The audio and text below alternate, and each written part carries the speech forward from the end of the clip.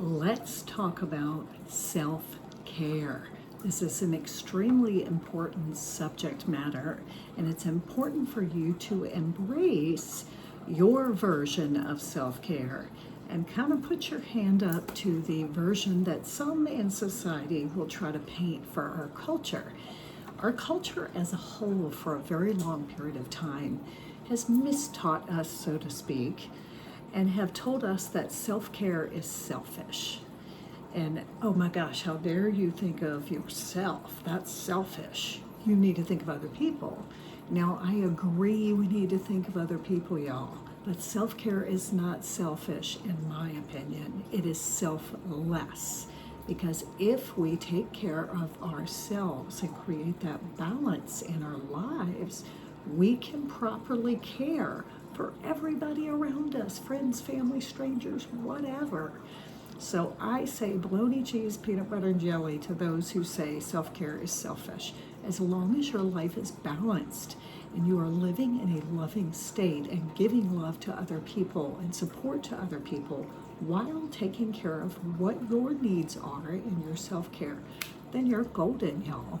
It's funny, I always go back to this concept or example.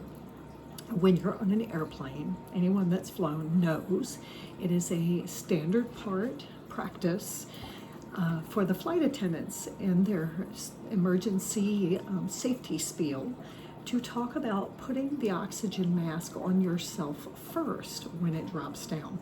So let's say you're in the middle of a crisis on an airplane, the oxygen masks drop down. They encourage you to put the mask on yourself first. Now, years ago, I didn't get that, right? I didn't get it. And I'm probably very similar to a lot of moms or people out there who are caring people.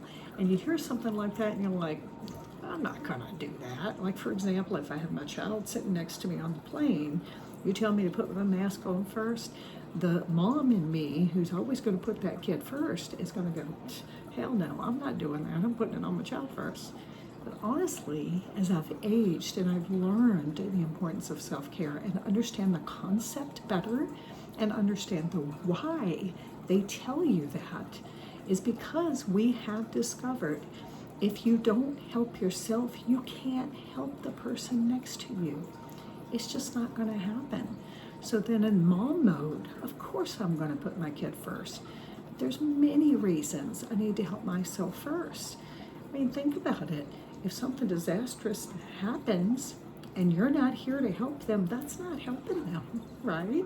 They need you to be here. They need you to be your strongest so that you can care for them. And honestly, when we have kids that are watching our every move, I want to be an inspiration to them. I want to set good examples so that they one day, if they choose to have kids down the road or whatever the case may be, are well equipped to handle their own self-care and to practice what I preach and to practice what I know can help in our society. So now I get it. When the flight attendants say that, I always have a little inner giggle because I'm like, yep, you're right. And so now I choose to put it on myself, and albeit quickly, so I can quickly help my child or whoever I need to help.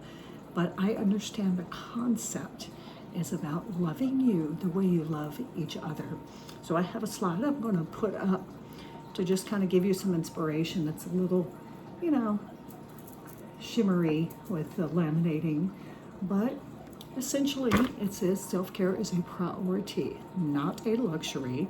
And I've given this little example of a cell phone. Most people would not let their cell phones die, y'all, because we've gotten so attached to it at the hip.